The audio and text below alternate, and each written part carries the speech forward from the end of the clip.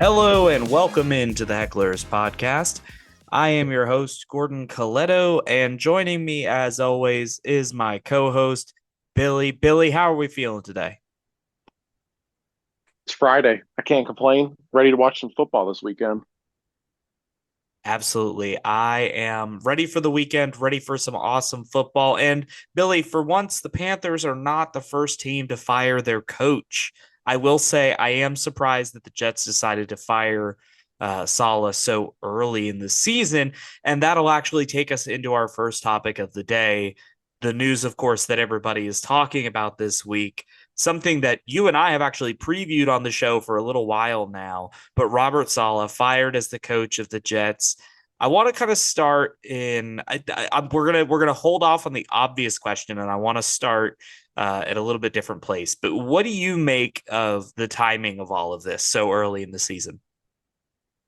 I was kind of shocked. I think losing the London game, especially to a team you should beat, I feel like that's usually an indication that you're going to get fired.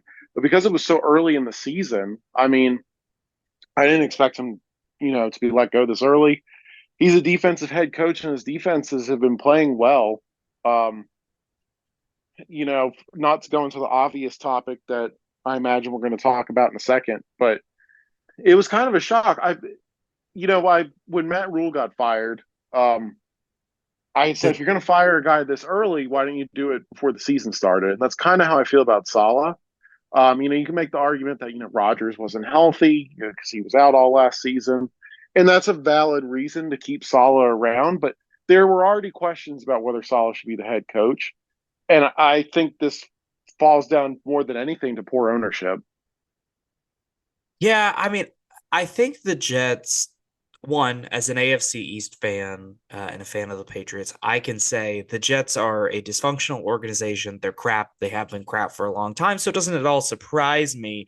But I do think, to your point, like the defense is playing well. The defense has been consistently good under Robert Saleh. So like I'm a little bit surprised and caught off guard by that. And I think like there's no like big brain thing behind this where it's like, oh, well, now you can get a head start on everybody else that's going to be searching for a coach. Like that's not possible because the majority of the coaches that are going to be hired are on other teams and you can't tamper with them at this point. So in reality, like you're not getting a head start on anybody else. That's like one of my least favorite things that I ever hear in these situations. Like this is just a team that was fed up with their coach and moved on. Like there's very little benefit to doing it at this stage in the season. And I think like you've lived through it with Matt Rule and Frank Reich, like these midseason firings, like you're going to get the bump from having the new coach come in, and then you're going to come back down to earth and you're going to hit the off season and you're going to be searching just like everybody else and you're going to be in the same pool as everybody else. That's just the nature of it. And on to our next point, kind of the obvious question that everybody's been asking, is Aaron Rodgers sort of behind this decision? I think that's going to be something that weighs on the mind of any prospective coach coming into the offseason. So I want to ask you, do you think that Aaron Rodgers played a role in this decision? Oh, 100%. I mean, he definitely played a part. You can't, you know, whether it actually meant anything or not, all like you can sum all of this up in that one clip of Salah trying to hug Rodgers and Rodgers pushes him away. Whether that whether there was any actual meaning behind that or not, it's just there's too many things like that that look bad. And Rodgers is a diva. Rodgers is, never kind to really anybody on the team except for losers like Nathaniel Hackett. I I just don't get how they gave him so much power. Yeah, I mean, I think the power dynamic that piece of it is like that's part of the devil's bargain that the Jets made when they put all their eggs in the Aaron Rodgers basket. Like you were always going to be handing over some degree of power to him because that's who he had been for that entire sort of drama-filled end in Green Bay, where it was like everything had to be about Aaron all the time. And that's how it is with the Jets. That's how it's been from day one. And I've said with you before that I think Aaron Rodgers is sort of like the LeBron James of the NFL in this aspect, where like he's running the team and he is going to burn through coaches. He's going to want his guys around. He's basically going to want to create a team that he's comfortable with, right? So that's like we're bringing in Alan Lazard, we're bringing in Devontae Adams, Nathaniel Hackett.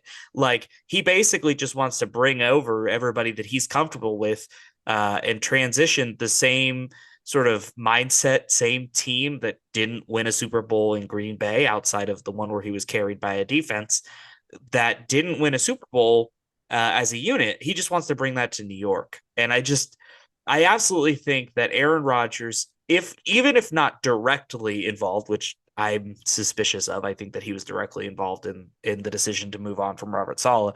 But even if not directly involved, right, I'm sure ownership was thinking about Aaron Rodgers, thinking about keeping him satisfied when they made this decision. So it's not like he was not involved at all. Like they were definitely thinking about him when they made this decision.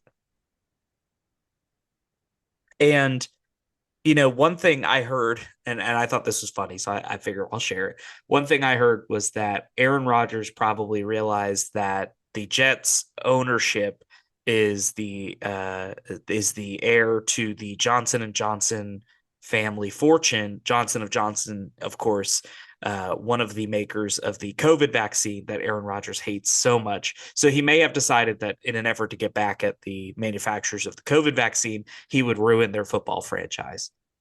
I thought that was pretty funny. I mean, where there's smoke, there's fire. Exactly. It's ayahuasca. That's what it was on one of his ayahuasca journeys that he hatched this plan. So there we go. Okay. Well, I don't want to give Aaron Rodgers any more airtime because that man just sucks the oxygen out of every room. And I think we all could use a break from it. So we will leave that there and just continue to watch the Jets self implode, which is not going to hurt my heart at all. All right. I want to talk about something that came out of last night's game that I think is of importance and something to watch going forward for a team that has Super Bowl aspirations. The 49ers, they win the game, but they lose Jordan Mason in the process, who's obviously been filling in for CMC and playing at a fairly high level and helping to keep that team afloat alongside some good play from Brock Purdy and others. So this was another great Thursday night game, I might add. We've had back-to-back games now that I've been really impressed with. Thursday night football kind of used to feel like football you could skip. It was almost like a joke. But we've had some good games here in a row. But back to sort of the topic at hand, CMC is not coming back for another month, according to reports. So the question I'll pose to you, what do you make of the 49ers situation and how important is it for them to fill this gap? Yeah, I mean, if they could get a guy to play running back, it's not going to hurt. I think the thing, and Shanahan has shown this throughout his career, and he can make just about any running back functional enough. And so I think if you can get CMC back in a month, do we know how long Mason's out? I have not yet seen reports of that, but it, it seemed like it was going to be some duration of time, which I mean, you I would can't figure afford you'd to miss probably get weeks. one of them back in a month, Yeah. maybe 5 weeks. I think in that time they could float the team, right? Like, but if they're without both of them for 6 games plus, you got to try and get someone to fill the void. Because they still have plenty of playmakers in that offense. You've got Debo, who had a big game. IU, you have Kittle. I mean, maybe they just become more of a passing team for over the next month. Um, but yeah, I think anything more than 4 games, maybe five, you got to start looking at maybe trading for a running back or signing a guy off the street. Yeah, and I mean, a lot of running backs have come through that scheme, so it's not like you couldn't find somebody out there Oh yeah, that half the league runs that scheme now. yeah, so it's not like you would have a tremendous time trying to pick somebody up. Obviously, one that comes to mind for me is like a Raheem Mostert. If things start to go really south in with the Dolphins, like maybe he's somebody that can get shipped out to San Francisco to help fill that gap. Um, And then, of course, there's just a lot of names out there. I think Matt Breida was recently on their roster. I think he's still out there. So obviously, like, not the kind of player CMC is, but I think it would be hard, right? Like, I don't think that there's a ton of running backs that you can plug in that are available that would be able Yeah, to sort of fill the void. Like, Brock Purdy's going to have to step up and play like he did last night to get them through whatever duration of time they're without Mason and CMC. yeah, and I think, I mean, for a month they should be able to. I mean, I don't know what their schedule looks like, so that could obviously, factor into that. But I mean, guys get hurt all the time in the year, and you've survived without CMC. Mason has been good through this season. He's had some. He's not at CMC's level, and they've still been able to produce a decent offense to good offense. So I mean, I'm not too worried about it as long as it's not an extended period of time. Yeah, I mean, I agree, right? Obviously, this is a team that has a lot of talent across the board. I think they can weather the storm. It's not like there's another team in the NFC West that's like really running away with it to where like any loss hurts you. Like, I think even if you split your next 4 games or whatever it may be, like They're you're still still in going to be contention for okay. that division. Yeah, that's the benefit. And you just picked up a win over a divisional opponent.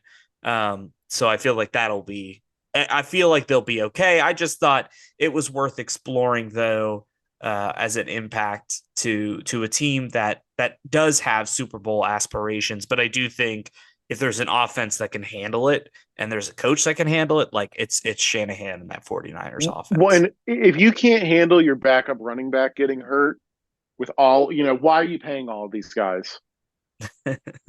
Yeah, that's true. I mean, but I think too, right? It gives you a chance to evaluate how good Brock Purdy is, right? Like with if he doesn't have a great running game to play off of, like you're going to get a chance to see who this guy is, which is good because you're going to have to make a decision to pay him soon. So, And I uh, mean, on top of that, this could end up being better for the 49ers because it does give them maybe they say, oh, we have more in Brock Purdy than we thought. We have more in this passing game than we thought.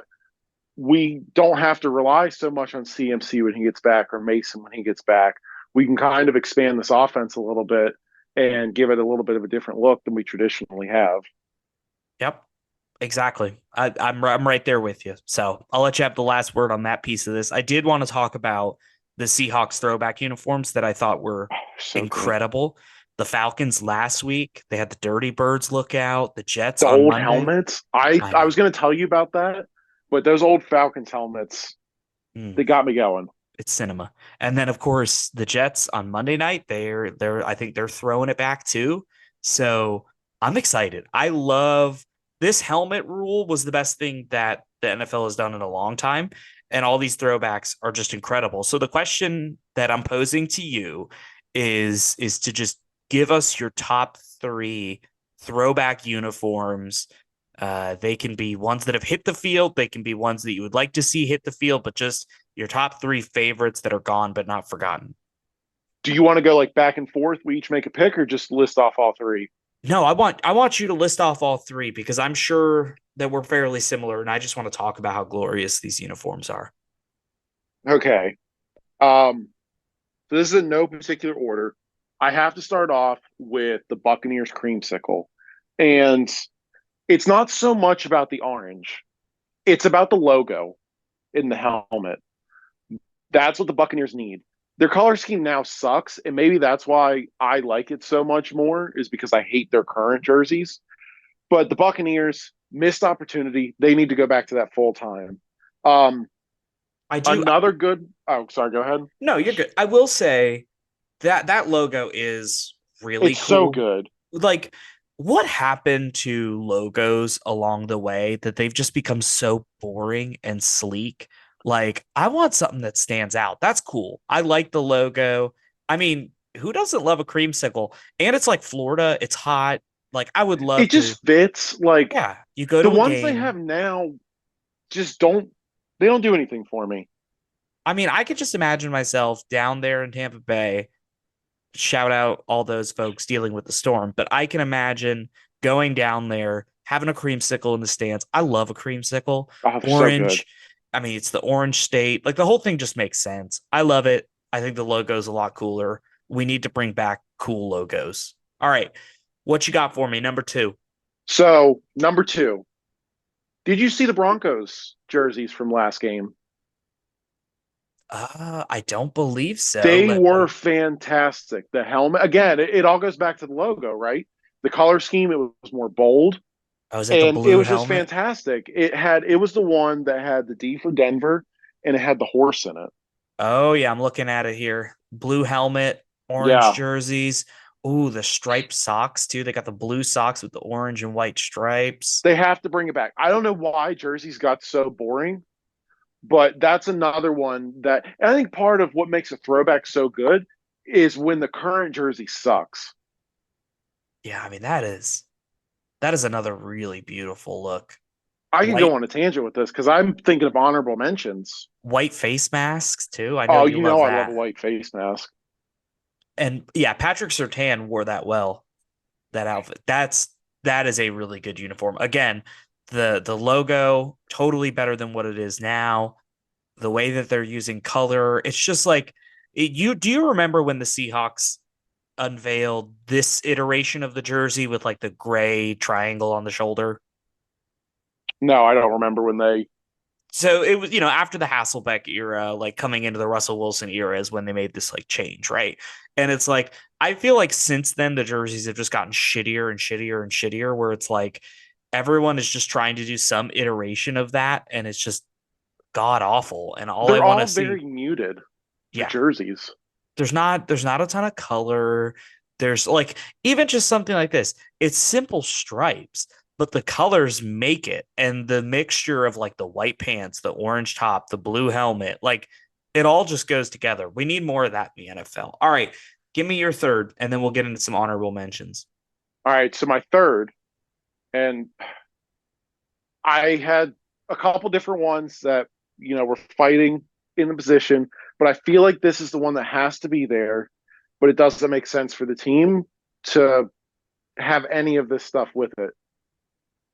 The Titans need to have the Oilers, just all of the Oilers stuff. I Oh, know it doesn't make sense in Tennessee, and frankly, I don't care. That looks so much better than what they have now. what's funny is I had already pulled up the Eagles Kelly Green pictures to reference for the conversation. I hadn't yet pulled up the Oilers one, so I'll need a second. Um, Yeah, well, because so I figured you'd think I'd go Eagles Kelly Green. That is one of my honorable mentions. Um, oh yeah, oh yeah. yeah, These Oilers throwbacks. Oh, that and is for the just. listeners, if any of these jerseys you haven't seen, you need to go back and look them up because they're so much better than what the current team uses now. I mean, just that the color again. This is like color scheme. It's logo. It all It's works. why does it just work so well? Have people just gotten less creative? Is everything too like marketing driven? Like, I wonder what the issue is. Like, these are all just so good. The Titans are another one of those teams, by the way, when I was talking about like taking what the Seahawks did and just replicating it across the league. The Titans are a really good example of a team that did that. Like, they're Or even basically like, that's Seahawks uniforms of Titans colors. and I don't know, there's some issues with this because the Oilers used to be in Houston. Now the Texans are there. Maybe the Texans go to this and just change their name to the Oilers. I don't know the Yeah. logistics behind all of it. Someone needs to have that jersey and have the name Oilers. Somebody needs to be the Oilers. You know what this reminds me of, partially because of the color scheme, is the Montreal Expos in Yep. baseball. Like, love that branding and want it to come back. And I feel it. I feel it for this one too. All right, let's jump into some honorable Boy, mentions. what's your three? Well, see what I was gonna do. I mean, most of Oh, you mine want to are knock mine out of the way? well, see, what I want to do is I want to get yours, and then I just want us to riff on a few that we think deserve to make the list or like that are just beneath the cutoff. So, like, obviously, we both agree The Kelly Eagles, Greens. Kelly Green, like that should happen. That just needs to happen. The Um, Patriots red jerseys with the I football player on the side. You know I okay, love that's those. that's Pat the Patriot. How dare you? How I'm dare not a you? Patriots fan. You're not really a Patriots fan either anymore. Okay, So well, save that for off the pod, please. Um, so But yes, the Patriots in the red, totally agree. Broncos, I think the Falcons, we talked about it. Like, I think they need to bring Yeah, dirty birds all the time. at least with All the time. their current ones are relatively close. Yep. I mean, it's not as good. They need to go back to those old ones, but that was because I thought about that. But because it's close enough, I was like, okay, I'm gonna not have this on my list. One I was thinking of is like the Jaguars, like Maurice Jones Drew era of like, I just don't like their color scheme. well, that whole Nothing about team, Jacksonville ever does it for me. that team needs to relocate, rebrand, do everything else. But while they're stuck in Jacksonville, like I would kind of like to go back to like the cool looking Jaguar, the, just the focus on like that tealish green color. Um, The Rams are another one. oh yeah, the They brought their Rams throwbacks back and then got rid of it. That was a mistake. foolish. The Rams organization just pisses me off. And then I think the Panthers should just throw back to when they were a winning franchise. I don't care how they do it. I don't care if they just need to like put Cam Newton in at quarterback, just something to bring the vibes back since the uniforms never really changed I was hoping we could get through just one pod without bringing my spirits down. without the Panthers slander. Yeah, I mean, it has to happen. We'll see. We'll see who ends up when we do our weekend preview here in a couple moments. We'll see who ends up getting the Panthers game. If it's me, I'm going to trash on them. If it's you, we'll see what I'm going to happens. trash on them. When do I not trash on them? I love it. Speaking of which, why don't we go ahead and leave our jersey conversation there? I think we got into basically all the best ones, anyways, and we will start working through what we can expect here in week 6. We'll do like we always do. We'll go back and forth off of each other. I'm going to give you the first matchup, which is Jaguars Bears. Billy, take us away. So this is in London. This is the only reason I'm going to make this pick. I'm taking Jacksonville. Even though they're technically the road team, this is their second home. So, I mean, you figure they have to have some sort of advantage, right? They've done this more than anyone else. So, like, are we ready for the Jaguars resurgence? Like, if you look Oh, I've historically bought at this in. team, they go to London, they win that game, they come back, and they are electric for like 4 or 5 games. So, I think it's time. I mean, I think it's time. I think we're all getting on the Trevor train, and we'll hop off in about 4 weeks. Yep. Love it. All right. I get Buccaneers at Saints. This game in New Orleans, the debut of Spencer Rattler. Sunday 1 o'clock game. I really hope the Panthers are not playing at 1. So hopefully we get this one on TV because I really want to see Spencer Rattler's debut. Give me I mean, the thing about it is I don't think Spencer Rattler's going to outplay Baker Mayfield and the Bucks. I'm taking the Bucks in this one, but I think it's going to be interesting to get to watch what Spencer Rattler does as the starting quarterback and see if he could potentially end up as their starter next year if Derek Carr decides to step away after another season of injuries. All right, you get Commanders at Ravens. This is a 1 o'clock game on Sunday. This is a game where I think the Commanders come back to earth. I'm going to take the Ravens. The Ravens are at home. The Ravens' offense is playing really well. I think their defense is going to start stepping up here. So yeah, give me the Ravens. Yeah, this is one that I've flirted with benching Jaden Daniels in some fantasy leagues in favor of It some other just feels guys. like a game that he's not going to play well. Yep. It feels like one of those games where the defense is going to surprise him. Plus, this is a defense that sees Lamar every week in practice. Like, if anybody should know how to handle a mobile quarterback, it should be the Ravens defense, I would hope. Um, those linebackers, that's a good defense. I'm with you on that one. All right, I get Cardinals at Packers. Give me. I'm gonna go on a Lambeau leap here, and we're gonna take the Packers over the Cardinals. I know the Cardinals have looked a little better here recently. They seem to have some things coming together, but I think the Packers are a team that really has it going offensively. Even without Aaron Jones, I think they're going to, or sorry, even, oh no, sorry. I was thinking of the Vikings who don't have Aaron Jones, I believe. So they will have Josh Jacobs in this one. So they're going to do all right. Give me the Packers in this one. All right. Colts at Titans. We got this one at 1 o'clock. I'm going to take the Titans. Michael Pittman is going to be out for a little bit of time. Looks like Anthony Richardson starting. He can't throw the ball anyway. So I think the Titans defense is going to come up big here. Michael Pittman got word that Anthony Richardson was coming back and was like, fuck this. All right. Texans at Patriots. Oh God. Um, I'm just gonna say it. The Texans are gonna murder the Patriots in this one. Drake May is starting. God bless him. Another one to watch, but oh man, it's not gonna go well. Give me Texans. All right, Browns at Eagles. I'm going to take the Eagles. They're playing at home. Um, I think this is going to be a very hostile Eagles crowd towards the Eagles, though. So keep an eye out for that. Ooh, I like that. After the Phillies just lost in the playoffs, the Eagles haven't been, as good as Philadelphia wants them to be. That crowd's going to be hostile. Fresh off a bye week, getting healthy. I think that makes a lot of sense. Tell me what you think of this while we're on the Eagles disappointment, fans potentially turning on the team. Do you think Bill Belichick should come in as an advisor to that defense to get that defense going? Because I feel like they've been underwhelming. I see. I feel like him and Vic Fangio aren't going to get along.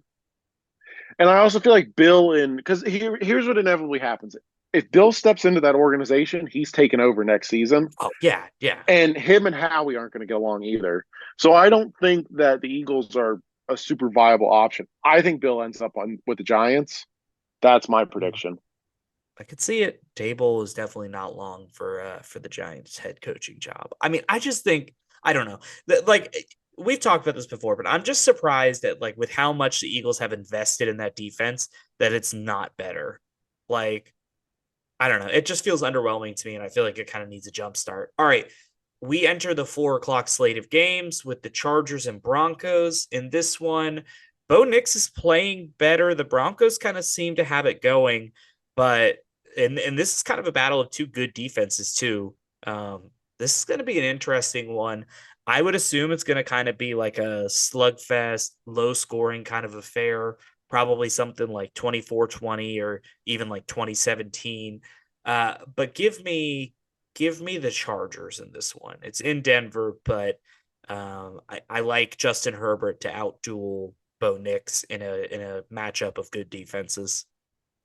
All right, I'm giving you Steelers Raiders 405. I'm going to take the Steelers. I think the Steelers defense is going to wreak havoc in this game. And I don't think Aiden O'Connell stands a chance. All right, you heard it here first. All right, I get the Atlanta Falcons at Carolina Panthers, a game that you'll be at, correct? Correct. All right. So, knowing that you're going to be there and that the Panthers have a chance to break your heart in person, I'm going to go with the Falcons. Can my heart be broken if it's already broken? It can only be broken more. Fair. Exactly. I think that just because you're there, they're going to want you to see it firsthand. So, I'll take the Falcons in this one. I think that they just outplay the Panthers. We've talked about the Panthers were already a struggling team with their defense intact, and now that their defense is hurt, it's not great. So give me the Falcons in that one. All right, Lions Cowboys, probably matchup of the weekend, I would think. I think it is. I think this is going to be a shootout. My brain's telling me to take the Lions, but I'm going to take the Cowboys. Ooh, you I just heard it think here playing at first. home, everyone's on the Lions. Everything I've heard is they're on the Lions, and rarely does that work out in one of these games. So give me the Cowboys.